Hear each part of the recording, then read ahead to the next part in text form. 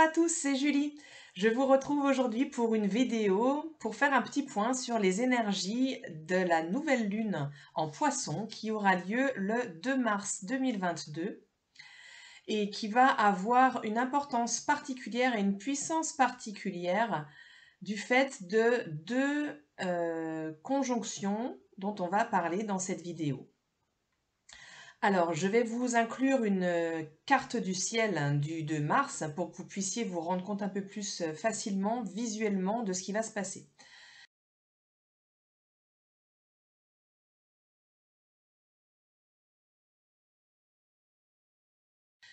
Donc, vous allez pouvoir vous rendre compte, comme je vais vous le montrer, que il va ici y avoir une conjonction du Soleil et de la Lune dans le signe du Poisson. Donc ça, c'est une nouvelle lune. Et cette conjonction, elle va être un peu particulière parce qu'elle est rejointe par deux autres planètes. Comme vous pouvez le voir, il y a une quadruple conjonction en Poisson entre le Soleil, la Lune, Jupiter et Neptune, et qui sont des planètes lentes et qui sont ici particulièrement puissantes puisqu'elles régissent toutes les deux le signe du Poisson. Elles sont chez elles en Poisson. Ça veut dire qu'elles sont particulièrement à l'aise d'une part et qu'elles vont exacerber les qualités et les attributs qu'ils soient positifs ou moins, des signes du Poisson. Donc on va avoir ici une énergie Poisson particulièrement forte. Qu'est-ce que ça veut dire? Ça veut dire qu'il va y avoir, de manière collective, puisqu'ici ce sont des énergies qui touchent tout le monde, une émotivité, une sensibilité particulièrement exacerbée pour cette lunaison, et en particulier les jours autour de la nouvelle lune. Donc on va avoir vraiment le Poisson, c'est aussi un signe. Donc alors, on ne parle pas des personnes qui sont poissons, on parle de l'archétype du Poisson. C'est un signe donc qui est particulièrement investi dans des quêtes, la quête d'un idéal, et notamment un idéal pour le bien collectif. La quête du un, c'est l'unité, c'est tout ce qui est bon pour l'ensemble de l'humanité va être une des valeurs centrales du Poisson. Donc on va avoir ici quelque chose de très ouvert en termes d'énergie du cœur, un grand élan vers l'extérieur.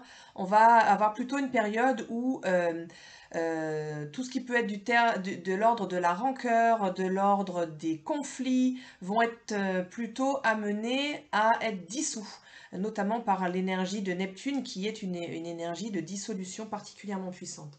Et en fait ici on va chercher un idéal qui transcende un petit peu ce qu'on peut rencontrer au quotidien dans les domaines plus matériels, plus concrets, qui n'intéressent pas trop le Poisson en fait. C'est quelque chose de beaucoup plus subtil, beaucoup plus dans des sphères beaucoup plus éthérées que ça se passe en fait dans les centres d'intérêt du Poisson. Donc on peut avoir ces intérêts-là, ces centres d'intérêt-là, ou en tout cas avoir des élans pour le collectif, des élans pour le bien commun, des élans de générosité particulièrement exacerbés la semaine qui vient en fait, autour du 2 mars.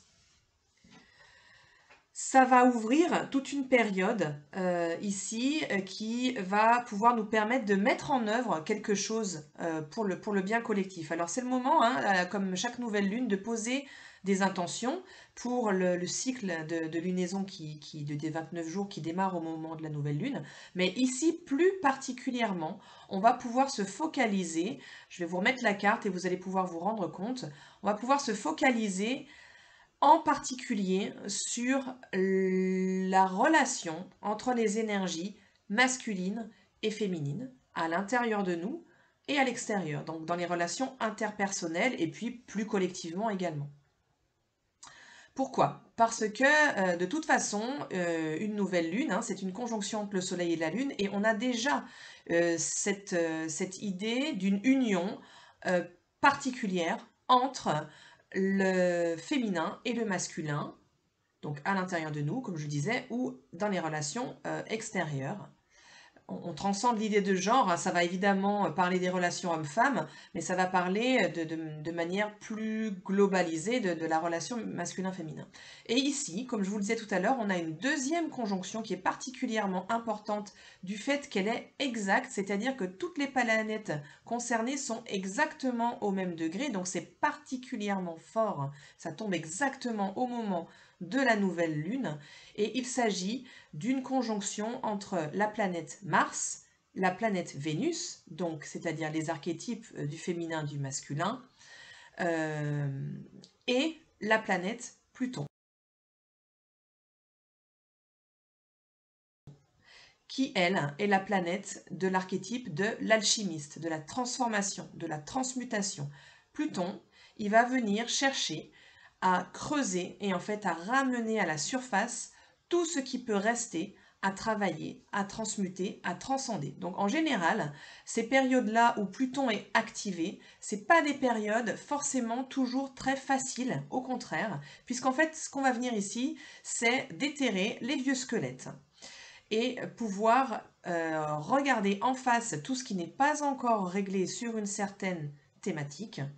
Et on est invité, fait plus qu'invité, hein, on est fortement poussé à venir regarder ça en face. Ça va se manifester bien souvent par des événements extérieurs qui vont venir nous le rappeler. Ça peut être aussi simplement par une introspection, mais c'est bien souvent le cas avec des crises extérieures qui arrivent, par des clashs, par tout un tas d'événements qui peuvent être assez confrontants et qui viennent nous ramener à une certaine thématique, une certaine problématique. En l'occurrence ici, on est sur l'union du masculin et du féminin sur un pied d'égalité.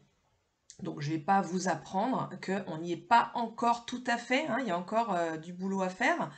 Ben, c'est le moment, là, en fait, de venir apporter sa pierre à l'édifice pour pouvoir apporter quelque chose dans le collectif pour le bien commun, hein, puisqu'on est sous l'égide de ces énergies poissons qui sont exacerbées au moment de la nouvelle lune, comme je vous l'ai expliqué tout à l'heure. Eh bien, pour ce bien commun, on va pouvoir aller à chercher ce qui, en soi, chez soi, n'est pas encore tout à fait équilibré, n'est pas encore tout à fait réglé dans le domaine des relations équitables, saines et sereines entre le féminin et le masculin. Donc avec Vénus, on vient toucher à la sphère relationnelle, que ce soit sa relation à soi et au niveau de ses valeurs. Donc ça peut être, comme je vous le disais, très intériorisé ce qui va se passer. Et ça peut être une revisite et une refonte de ses valeurs personnelles et ou héritées, que ce soit culturelles ou transgénérationnelles, au niveau du lien au féminin, de la place du féminin, du lien au masculin, de la place du masculin, de la relation homme-femme et de comment elle se joue, et de comment intérieurement, eh bien, mon masculin intérieur est équilibré avec mon féminin intérieur. Comment il, ici, puisqu'on est toujours sur cette idée d'équité, d'union, hein, du un et de bien collectif, comment ici, donc, comment ici, ils sont au service l'un de l'autre. Et en fait, ça, c'est pas toujours évident.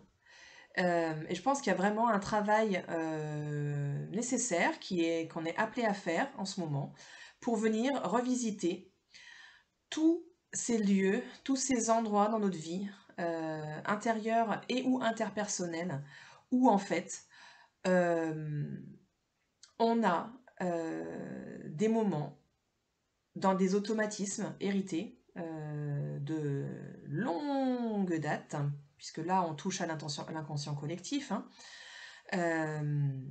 Donc des automatismes où on va avoir tendance à laisser le masculin ou l'homme avoir une position dominante sur le féminin ou sur la femme.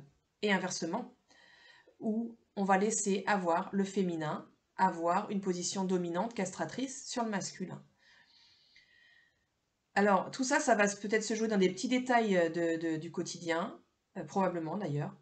Euh, ce qu'on est appelé à faire ici, c'est à trouver ces petits détails dans notre fonctionnement qui font qu'on n'est pas encore tout à fait au service d'un équilibre et d'une équité entre les genres, d'une part, et de soi à soi, entre le contemplatif et l'actif, entre le passif et l'action, entre la matrice et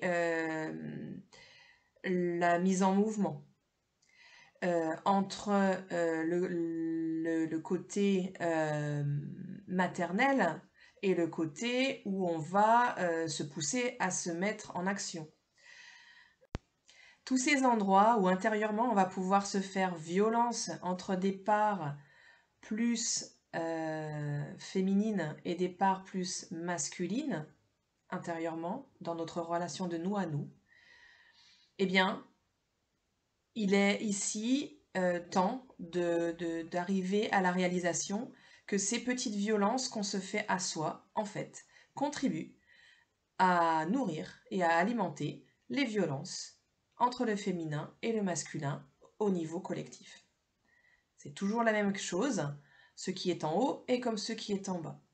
Ce que je fais dans ma relation à moi-même est en lien direct avec ce que je fais ou ce que je subis dans mes relations proches, dans mes relations interpersonnelles et dans ce que je peux voir comme violence dans le monde autour de moi, entre les hommes et les femmes, entre le féminin et le masculin, en termes d'oppression, en termes de patriarcat qui est maintenu, vivant, maintenu actif, en fait, par ma propre participation, consciente ou inconsciente.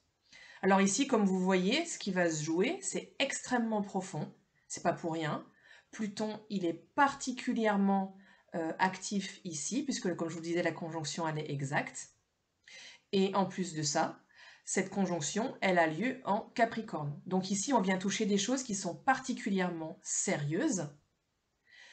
On ne vient pas sur du léger du tout, là. On vient sur des choses où on vient travailler à force de mettre les efforts nécessaires et volontaires à l'élaboration d'un objectif bien précis. Ça, c'est le Capricorne. Et en l'occurrence, cet objectif, il est au service du Poisson, avec toutes ces planètes en Poisson, et qui est pour le bien commun.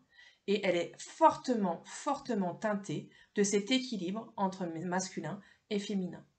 Donc cette lunaison, en fait, pour 2022, c'est une des lunaisons les plus puissantes et les plus importantes de l'année. Je pense que vous avez certainement déjà dû vous renseigner, ou peut-être pas, en tout cas, vous savez ou pas que cette année 2022, elle est particulièrement axée sur le relationnel. Donc ici, on a une clé, un moment clé des rapprochements sains et équilibrés dans les relations interpersonnelles, dans la relation à soi, et pour apporter sa pierre à l'édifice de la construction du nouveau monde dont tout le monde parle, mais qui commence obligatoirement par soi-même et la relation à soi-même. Où est-ce que je suis encore mon propre oppresseur de mon féminin ou de mon masculin? Parce que en fait, le renversement de la castration du masculin, on est toujours dans le patriarcat, on est toujours dans la conservation de ce modèle qui opprime tout le monde. En fait, on en est tous les victimes, hommes ou femmes, quelle que soit notre génération, quel que soit notre âge, on le subit à un niveau ou un autre de la société ou de notre vie personnelle. Donc ici, si vous avez une lunaison sur laquelle poser des intentions au moment de la nouvelle lune pour améliorer la relation au masculin, la relation au féminin et apporter plus d'harmonie, plus d'équité en vous, dans votre quotidien, mais avec cette petite idée dans la tête que ça va aussi contribuer au collectif, eh bien en fait c'est la lunaison à laquelle cette année le faire. Alors, il ne s'agit pas, encore une fois, de se faire violence en se mettant un objectif inatteignable avec quelque chose qui soit vague et qui soit de l'ordre de l'idéalisme absolu. Attention, parce que là, on serait dans un excès, dans un des travers du poisson, et qui est cet idéalisme beaucoup trop fort et donc inatteignable et dans lequel on peut se perdre, se dissoudre complètement. Là, attention, hein, parce que l'énergie poisson, comme je vous le disais tout à l'heure, elle est particulièrement exacerbée, donc il va falloir faire attention à ne pas basculer dans quelque chose d'inatteignable et donc d'improductif. Hein. Il va s'agir ici de revenir au petit pas, comme nous le suggère le Capricorne. On vise avec le Capricorne un objectif qui certes est extrêmement élevé, mais dans lequel on a une foi absolue, et on y va petit pas par petit pas, comme le chamois qui monte sur son petit son petit bout de pente extrêmement abrupte, et où les pas sont généralement pas très très confortables. Hein, il cherche pas le confort, hein, le Capricorne, hein, mais par contre, il cherche à monter et à atteindre son objectif, et c'est par un petit pas à la fois. Donc quel est le petit pas que vous pouvez poser pour en fait amener en vous plus de paix, plus de collaboration entre vos différentes parts, dans votre relation au masculin, au féminin, en vous et dans vos relations les plus proches en fait. Est-ce que vous avez pu repérer un petit schéma ou un endroit où en fait vous vous dites « Ah ouais, mais en fait là je suis pas en train de respecter l'autre dans ce qu'il est. Là en fait je suis en train de chercher à prendre le pouvoir. » On le fait tous, hein. On le fait tous, tous, tous, à différents moments de notre vie, et en fait on le fait tous un petit peu tous les jours, de manière plus ou moins consciente. Eh bien si vous repérez un de ces moment-là, eh bien c'est peut-être sur ça que vous pouvez agir en disant ok, là je sais que j'alimente une forme d'oppression, j'alimente une forme de violence envers moi ou envers les hommes ou les femmes, peu importe, qui me sont proches. Eh bien qu'est-ce que je peux faire pour faire autrement? Voilà. Il ne s'agit pas de faire seul, hein, vous pouvez bien entendu faire ça en vous faisant accompagner, mais en fait, idéalement ici, c'est encore une fois de faire ça dans la collaboration. Pour que ça puisse bénéficier aux hommes et aux femmes, bah, l'idée c'est de pouvoir échanger ouvertement sans chercher une prise de pouvoir, sans chercher à avoir raison et à faire entendre à l'autre qu'on a raison et que sous-entendu lui il a tort et qu'il a qu'à s'adapter. Non, on n'en est pas là, on en est à dire bah en fait là moi je repère que j'agis comme ça. J'ai plus envie de faire ça, je sais pas trop comment je peux faire autrement. Comment ça serait avec toi de faire autrement sur ce petit point-là? Et en fait, juste cette ouverture-là, c'est un pas qui est énorme pour contribuer au collectif, à l'équité et l'écoute et au respect mutuel du masculin et du féminin. Voilà, alors un grand défi pour nous tous.